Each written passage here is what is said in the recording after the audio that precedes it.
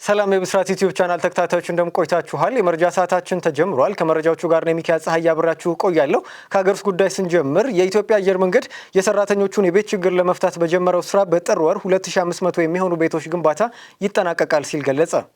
የኢትዮጵያ አየር መንገድ ግሩፕ ዋና ስራ አስፈጻሚ መስፍን ጣሰው የ2018 በጀት ዓመት አፈጻጸምን በተመለከተ በሰጡት መግለጫ 9 አዳዲስ የጉዞ አውሮፕላኖችንና 8 DA40 NG የተሰኙ ለፓይለቶች ማሰልጠኛ የሚሆኑ 8 አውሮፕላኖች መገዛታቸውን ገልጸዋል። በተጨማሪም በበጀት ዓመቱ በኢትዮጵያ በተለያዩ አካባቢዎች የሚገኙ ተርሚናሎችን የማደስና እንደ አዲስ የመስራት ተግባራት ተከናውነዋል ነው ያሉት። የሰራተኞችን የቤት ችግር ለማቃለል በተጀመረው ስራ 5000 ለሚሆኑ ሰራተኞች የቤት ግንባታ መጀመሩን ጠቁመው 2500 የሚሆኑ ቤቶች እስከ 2019 ዓ.ም ጥር ወር ድረስ እንደሚጠናቀቁ አብራርተዋል። ቀሪዎቹ ቤቶች ደግሞ በ2019 ዓ.ም መጨረሻ ላይ ይጠናቀቃሉ ነው ያሉት። የኢትዮጵያ አየር መንገድ ከ9 ቢሊዮን ዶላር በላይ ገቢ ማግኘቱን አስታወቀ። በተጠናቀቀው የ2018 ዓ.ም በጀት ዓመት 20.7 ሚሊዮን ደንበኞችን ማጓጓዙን ገልጿል። የኢትዮጵያ አየር መንገድ በፈረንጆቹ 2025-26 ዓመት 9.1 ቢሊዮን ዶላር ገቢ ማግኘቱን አስታውቋል። ይህ አፈጻጸም ካለፈው ዓመት ተመሳሳይ ወቅት ጋር ሲነጻጸር የ20 በመቶ እድገት ማሳየቱን የኢትዮጵያ አየር መንገድ ግሩፕ ዋና ስራ አስፈጻሚ አቶ መስፍን ጣሰው መናገራቸውን ብስራት ሬዲዮ ሰምቷል። በዚህ ጊዜ ውስጥ 4 አዳዲስ ዓለም አቀፍ መዳረሻዎችን በመጨመር ዓለም አቀፍ የመዳረሻዎችን ቁጥር ወደ 150 ከፍ ማድረግም ተችሏል። እንዲሁም የአገር ውስጥ መዳረሻዎችን ብዛት ከ22 ወደ 25 ከፍ ማድረግ መቻሉን አቶ መስፍን ገልጸው 9 አዳዲስ አውሮፕላኖች በግዢና በኪራይ በበጀት ዓመቱ ወደ ስራ መግባታቸውን ጠቅሰዋል። የተደረጉ በረራዎች ከሰዓት አንጻር ሲታይ ካለፈው በጀት ዓመት አኳያ የ8 በመቶ እድገት እንዳለው ተናግረው ይህም የዕቅዱን 96 ከመቶ አፈጻጸም አሳይቷል። እንዲሁም 20.7 ሚሊዮን ደንበኞች መጓጓዛቸው የተገለጸ ሲሆን ካለፈው በጀት ዓመት ጋር ሲነጻጸር የ10 በመቶ እድገት አስመዝግቧል። በዚህም 98 በመቶ አፈጻጸም ተመዝግቧል በማለት አየር መንገዱን ጨምሮ ተናግሯል።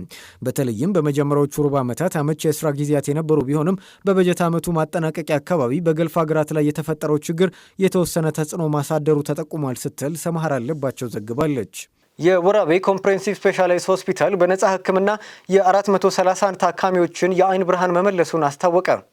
በወራቤ ኮምፕሬሄንሲቭ ስፔሻላይዝድ ሆስፒታል በተደረገ የክረምት የበጎ ፈቃድ አገልግሎት ነጻ የአይን ህክምና የ431 ታካሚዎችን የአይን ብርሃን መመለስ መቻሉን የሆስፒታሉ የህዝብ ግንኙነትና ኮሚኒኬሽን ኃላፊ የሆኑት አቶ አብዱል ጀባር አብደላ ለብስራት ሬዲዮ ተናግረዋል። በተጠናቀቀው የ2018 በጀት ዓመት የክረምት የበጎ ፈቃድ አገልግሎት የተለያዩ ሰው ተኮር ተግባራት መከናወናቸውም ተገልጿል። በተደረገው ነጻ የአይን ምርመራና ህክምና ለ7478 ታካሚዎች ምርመራ በማድረግ የአይን ሞራ ግርዶሽ ለተገኘባቸው 431 ታካሚዎች የአይን ሞራ ግርዶሽ ቀዶ ህክምናም ተከናውኗል።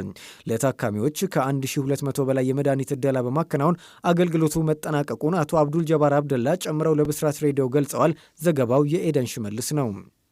ከብስራት ዩቲዩብ ቻናል እየተከታተላችሁ ያላችሁት የመረጃ ሰዓታችንን ነው። ወደ ውጭ መረጃዎቻችን ስናልፍ በኬንያ ድንገተኛ የዝሆን ሞት እንቆቅልሽን በመፍጠሩ ምክንያት አስቸኳይ ምርመራ እንዲደረግ ታዘዘ። በደቡብ ኬንያ በአምቦሴሊ ብሔራዊ ፓርክ አቅራቢያ 15 ዝሆኖች በድንገተኛና ባልታወቀ ምክንያት መሞታቸውን ተከትሎ አስቸኳይ ምርመራ ተጀምሯል። የኬንያ የዱር እንስሳት አገልግሎት እንደገለጸው ባለሙያዎች የሞቱትን ዝሆኖች አስክሬን በመመርመር ላይ ሲሆኑ ሞቱ የተከሰተው በበሽታ በመርዝ ወይም በሌላ ምክንያት መሆኑ ለማወቅ የአካል ክፍሎች ናሙናዎች ወደ ላብራቶሪ ተልከዋል። ፓርኩና አካባቢው የአምቦሴሊ ስነ ምህዳር በመባል የሚታወቁ ሲሆን ይህ ከታንዛኒያ ጋር በሚዋሰነው ድንበር ላይ የሚገኝና በዱር እንስሳት ሀብቱ የሚታወቅ ሰፊ አካባቢ ነው። የኬንያ የዱር እንስሳት አገልግሎት እንዳስታወቀው በአሁኑ ወቅት ሞቱን ያስከተለ አንድ የተለየ ምክንያት መኖሩን የሚያሳይ ማስረጃ የለም። የሞቱት ዝሆኖች የተለያዩ ዕድሜና ጾታ ያላቸው በመሆናቸው ክስተቱ በአንድ ቤተሰብ ወይም የተወሰነ ቡድን ላይ ብቻ ያተኮረ እንዳልሆነ ያሳያል። ሞቱ የተከሰተው ከሰኔ 16 እስከ ሐምሌ 16 ቀን ባለው የአንድ ወር ጊዜ ውስጥ መሆኑን አገልግሎቱ አስታውቋል። የዱር እንስሳት ጥበቃ ባለስልጣናት ሁሉም ሞቶች የተመዘገቡት ከአምቦሴሊ ብሔራዊ ፓርክ ውጭ መሆኑንም አረጋግጠዋል።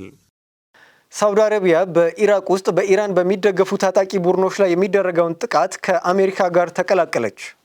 ሳውዲ አረቢያና አሜሪካ በኢራን በሚደገፉ ሚሊሻዎች ላይ ጥቃት ፈጽመዋል። ይህም የመካከለኛው ምስራቅ ግጭት እየተባባሰ መምጣቱን ያሳያል። የአሜሪካ ማዕከላዊ ኮማንድ ሴትኮም ጥቃቶቹ የተፈጸሙት የአሜሪካን ጦርና የሳውዲን ኢነርጂ መሰረተ ልማትን ለማጥቃት ባዘዙት የኢራቅ አሸባሪዎች ላይ ነው ብሏል። በኢራን በሚደገፉ የሺአ ሚሊሻዎች የሚመራው የኢራቅ ፓራሚሊሽያን ህዝባዊ ንቅናቄ ኃይሎች ቢያንስ 20 አባላቱ በጦር ሰፈሮቻቸው ላይ በተሰነዘሩ ጥቃቶች መገደላቸውን ተናግረዋል። ሴትኮም ኢራን በመካከለኛው ምስራቅ በሚገኙ የአሜሪካ ጦር ጦር ኃይሎች ላይ ድንገተኛ ጥቃት ለመሰንዘር ሚሳይሎችን ካስወነጨፈች ከጥቂት ሰዓታት በኋላ ነው የተከሰተው። ይህም የጦር ሁኔታውን አስከትሏል። ሴትኮም የአሜሪካና የሳውዲ ተዋጊ ጀቶች ባለፉት 72 ሰዓታት ውስጥ ከ30 በላይ የአየር ላይ ድሮን ጥቃቶችን በጠንካራ ምላሽ በምስራቅ ኢራቅ በርካታ የሽብርተኝነት ሎጂስቲክስና የጦር መሳሪያ ቦታዎችን መምታታቸውን ተናግረዋል። በሌላ በኩል ኢራን የሆርሙዝ ወሽመጥን በጋራ ለማስተዳደር ኦማን ያቀረበችውን እቅድ የመሳካት እድል የለውም ስትል ውድቅ አድርጋለች። አንድ ከፍተኛ የኢራን ባለስልጣን ለሮይተርስ እንደተናገሩት እቅዱ የመሳካት እድል የለውም በማለት ወሽመጡን መቆጣጠር የኢራንን ሉዓላዊ መብቶች ማረጋገጥ አለበት ሲሉም ተናግረዋል። ከብስራት ዩቲዩብ ቻናል ስትከታተሉት የነበረው የመረጃ ሰዓታችን ይህንን ይመስል ነበር። እኔ ሚኪያስ ፀሐዬ ከመላው የስቱዲዮ ባለሙያዎች ጋር አብሬያችሁ ቆየው። ሰናይ ጊዜ